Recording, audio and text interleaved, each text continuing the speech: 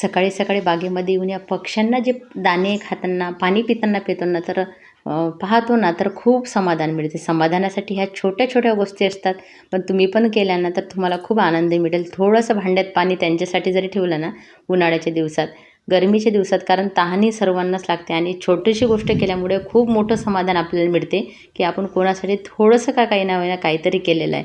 आणि दुसरं म्हणजे छंद जोपासा. छंद म्हणजे तो कोणताही असू शकते. तुमचं आवडीचं काम म्हणजे छंद. आपण दिवसातून किती कामं करतो, पण आपण आपल्या स्वतःसाठी जगत नाही, स्वतःचे छंद मागे पडते.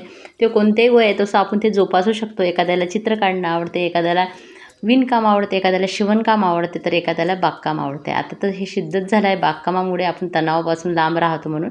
आणि प्रत्येक छंदामध्ये तसं असते, कारण छंदामध्ये आपण काय करतो, पूर्णपणे रमून जातो त्या कामामध्ये आणि त्या कामामध्ये आपल्याला ते काम वाटत नाही, तर ते एक प्रकारचं समाधान असते. दिवसातून काहीतरी वेळ ध्यान आपण त्याला म्हणू शकतो, कारण ध्यान म्हणजे काय, मन शांत करायचं काम म्हणजे ध्यान करते.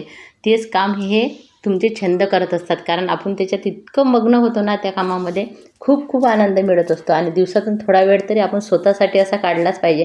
आणि हे बागकामाचा छंद इतका वाढत जातो ना, तसंच प्रत्येक छंद आहे. तुम्ही काही पण काम कराल ना त्याच्यामध्ये अगदी रमून जाल, तणावापासून लांब राहाल, आनंदी राहाल आणि स्वतःसाठी पण आपण काहीतरी करतो याचा आनंद मिळेल तुम्हाला. आणि बाकीचे कामं तर आपल्या मागे असतातच, पण त्याच्यासोबत जर आपण आपले आवडीचे कामं केले ना तर खरंच दिवस खूप छान जातो. आज मला हेच बोलायचं होतं. बरेच एवढ्यात व्हिडिओसुद्धा आलेले. आणि उन्हाळा असल्यामुळे ना झाडांना पाणी देण्याचं काम खूप वाढते. ज्या दिवशी जर बकेटने द्यायचं म्हटलं ना त्या दिवशीचा बराचसा वेळ माझा इथे जात असतो. पण गरमीमुळे आहे ना मात्र काम खूप जास्त नाही होत आहे, कारण हिवाळ्या आणि पावसाळ्यामध्ये आहे ना की कितीही वेळ काम होते, पण अजून पावसाळा लागला पण पावसाचा अजूनही पत्ता नाही. त्याच्यामुळे झाडं पण वाट पाहत आहे. मी तर खूप जास्त वाट पाहते, कधी पाऊस येईल, आला पाहिजे आता अशी प्रार्थना करूया, कारण पाण्याची समस्या हे सर्वांनाच खूप अवघड असते.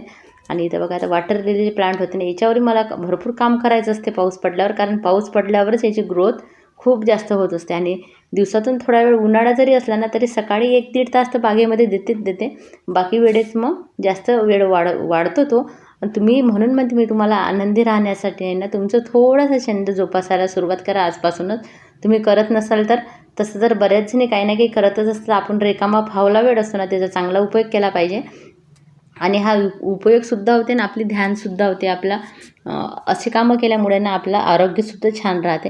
कारण काम हे खूप महत्त्वाचं आहे आणि काम करायचं म्हणून नाही करायचं, तर ते मन लावून जर केलं ना त्याच्यामध्ये खूप खूप आपल्याला आनंद मिळत असतो. एवढ्यात तर माझं या चॅनलवर व्हिडिओच होत नाही टाकणं, कारण बाकीच्या कामं आणि दुसरं चॅनल जे आहे बागकामाचं त्याच्यावर माझं रेग्युलर दररोज व्हिडिओ टाकणं होते. कारण म्हटलं आता पहिले ते आपलं बघूया, मग हे बघूया. कारण पहिले छंदाचं, दुसरा छंद म्हणजे माझा हे पण आहे.